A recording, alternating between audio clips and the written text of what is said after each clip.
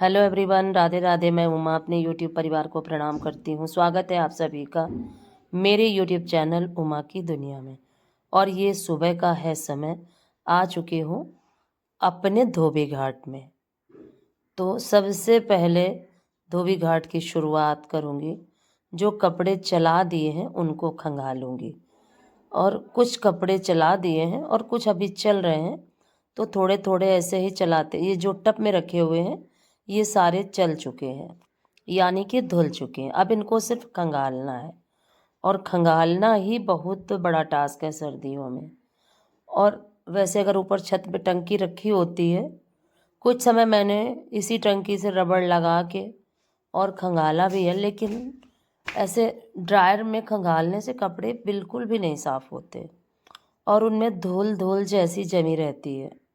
पता नहीं क्यों उसकी सफाई उस ड्रायर की मुझे नहीं अच्छी लगती। तो जब मजबूरी थी, जब नहीं कर पाती थी, बच्चे छोटे थे, तब तो काफ़ी समय मैंने ड्रायर में ही खंगाला है कपड़ों को। क्योंकि छोटे बच्चों के साथ, और मेरे हस्बैंड भी बीमार ही रहते थे, और मेरी सासू माँ थी, वो भी बिस्तर पे ही थी, तो काम का बर्डन इतना ज़्यादा था उस समय, तो ड्रायर में ही कंगाल के और सुखा लेती थी। लेकिन अब ऐसा मैं कुछ भी नहीं करती, क्योंकि ड्रायर में कंगाले हुए कपड़े मुझे बिल्कुल भी नहीं पसंद आते। पता नहीं क्यों, उसमें धूल धूल के जैसे कण हों, कुछ ना कुछ, मतलब उसमें गंदगी बनी ही रहती है। और इस तरह से खंगालने में मेहनत तो लगती है, लेकिन आप 3-4 पानी से कपड़े साफ़ कर दो तो कपड़े खूब अच्छे से साफ़ हो जाते हैं, और सूखने के बाद बिल्कुल भी गंदगी उसमें नहीं रहती। तो देखिए, मैं कपड़ों को खंगालती जा रही थी, और जितने खंगालती जा रही थी उतने सुखाते जा रही थी।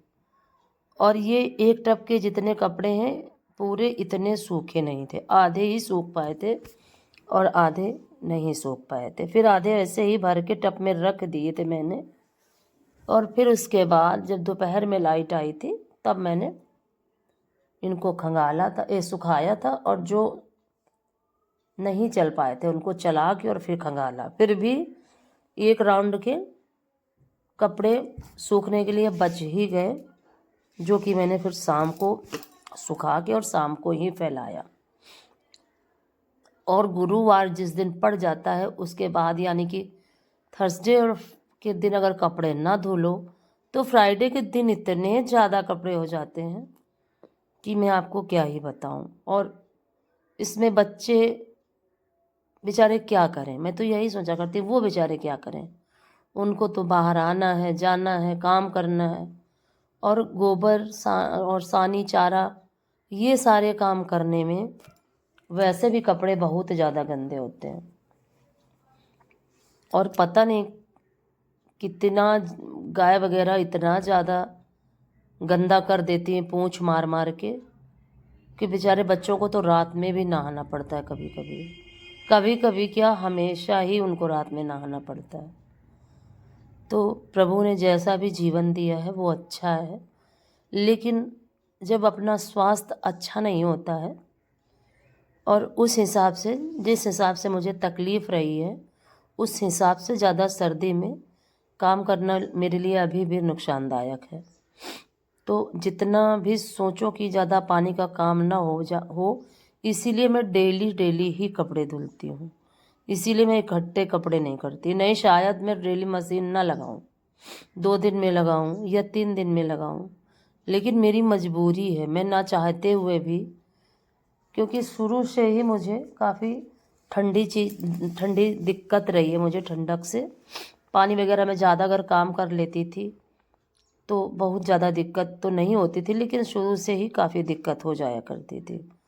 तो पानी वगैरह से थोड़ा बच के ही काम करती थी, और पहले मैं इसी टंकी में रबड़ लगा के और खंगाल दिया करती थी कपड़ों को। लेकिन इस रबड़ से ड्रायर में खंगाले हुए कपड़े मुझे कभी भी पसंद नहीं है, लेकिन वो मजबूरी थी मेरी, इसी वजह से मैं खंगाल दिया करती थी। लेकिन अब ऐसा कुछ नहीं है।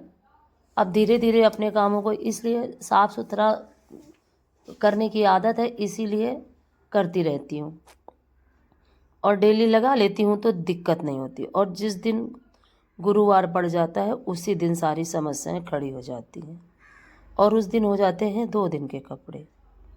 और अगर बच्चे कहीं बाहर गए तो वो और भी ज़्यादा कपड़े बढ़ जाते हैं। और बाहर का आना जाना तो लगा ही रहता है। और बच्चे तो मजबूरी है बच्चों की, उनको तो बाहर जाना ही पड़ेगा। और देखिए इतने सारे कपड़े मैंने खंगाल दिए और लाइट जा चुकी है। और जो ये इतने कपड़े नीचे पड़े हैं अब इनको ऐसे ही किनारे पे रख दूंगी। और अब मैं करूंगी यहाँ की सफाई। 2 राउंड के शायद कपड़े सूखे थे और बाकी एक टप वैसे का वैसा ही रखा हुआ है।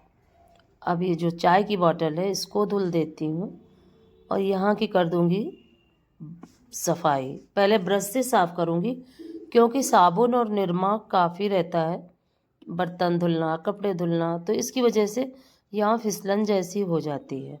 और अगर डेली डेली ना साफ़ करो तो फिर गिरने का डर रहता है। और ख़ासकर मुझे अब तो बहुत ज़्यादा डर लगने लगा है गिरने का, क्योंकि शरीर ऐसा लगा करता है जैसे संभलता ही नहीं है। जरा सा भी अगर पैर फिसला तो फिर ये डर लगता है कि अब नहीं संभलेगा और मैं गिरी अब। तो यहाँ पे सफाई तो मैं रोज़ ही करती हूँ, लेकिन आज वो तार वाला जो मंजना होता है ना उसी से रगड़ के इसको हर 2-4 दिन में 1 दिन तार वाले मंजना से यहाँ पे सफाई कर दो तो जो ये काई जैसी लग जाती है वो छूट जाती है आसानी से। तो देखिए पहले मैंने ब्रश से साफ़ किया और फिर उसके बाद वो तार वाला मंजना लेके और उसी से चारों तरफ साफ़ किया।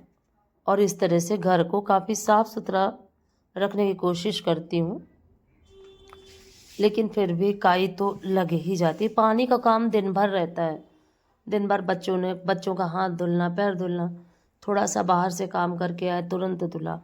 और घर के काम हैं ही, कपड़े, बर्तन, सभी काम हैं। कौन सा काम ऐसा है जो छोड़ दिया जाए। तो देखिए यहाँ ये साफ़ कर दूंगी तो काफ़ी सफाई हो जाती है। और 2-4 दिन में तार वाले मंजना से कस के रगड़ देती हूँ तो बिल्कुल तो काई नहीं साफ़ होती पर काफ़ी हद तक साफ़ हो जाती है। और चूना रखा हुआ है, सोचती हूँ कि यहाँ पे डाल दूँ तो जो ये काई है, लेकिन शाम के समय डाल दूँ तो रात भर में सूख जाए, फूल जाए ये काई वगैरह, और सुबह इसको रगड़ के साफ़ कर दूँ। लेकिन रात के समय में ध्यान ही नहीं रहता और जब सुबह सफाई करने चलो तब याद आती है कि चूना डाल दूँ तो ज़्यादा बेटर हो जाए।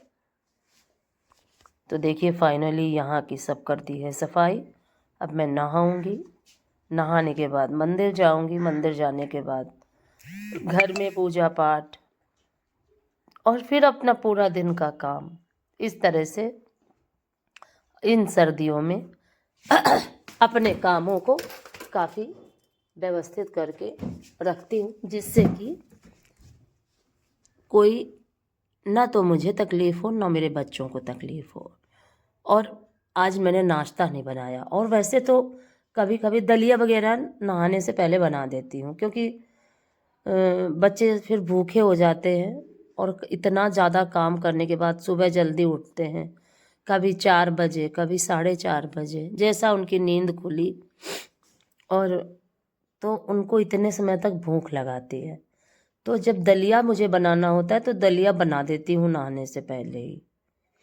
और या कोई इमरजेंसी हो, जब कोई काम एक्स्ट्रा में करना होता है तब भी कुछ ना कुछ बना देती हूँ बिना नहाए ही। और जब समय होता है तो फिर टाइम से जब नहा लेती हूँ तो फिर नहा के ही बनाती हूँ। ऐसा मैंने कोई कसम नहीं खा रखी है कि नहा के ही बनाऊंगी, क्योंकि बच्चों के पेट में कुछ ना कुछ डालना काफ़ी ज़रूरी है। और मेहनत करने के बाद अगर खाली पेट रहा तो बच्चे बीमार हो जाएंगे। और सर्दियाँ हो या गर्मी, खासकर सर्दियों में अगर पेट भरा रहता है तो सर्दी नहीं लगती। इसी वजह से बच्चों के पेट में कुछ ना कुछ पड़ जाए उसके लिए कुछ ना कुछ बना ज़रूर देती हूँ। अगर आज का वीडियो आपको पसंद आए तो लाइक ज़रूर करें, चैनल को सब्सक्राइब करें, बेल को ज़रूर प्रेस करें और एक प्यारे से कमेंट के साथ अपना आशीर्वाद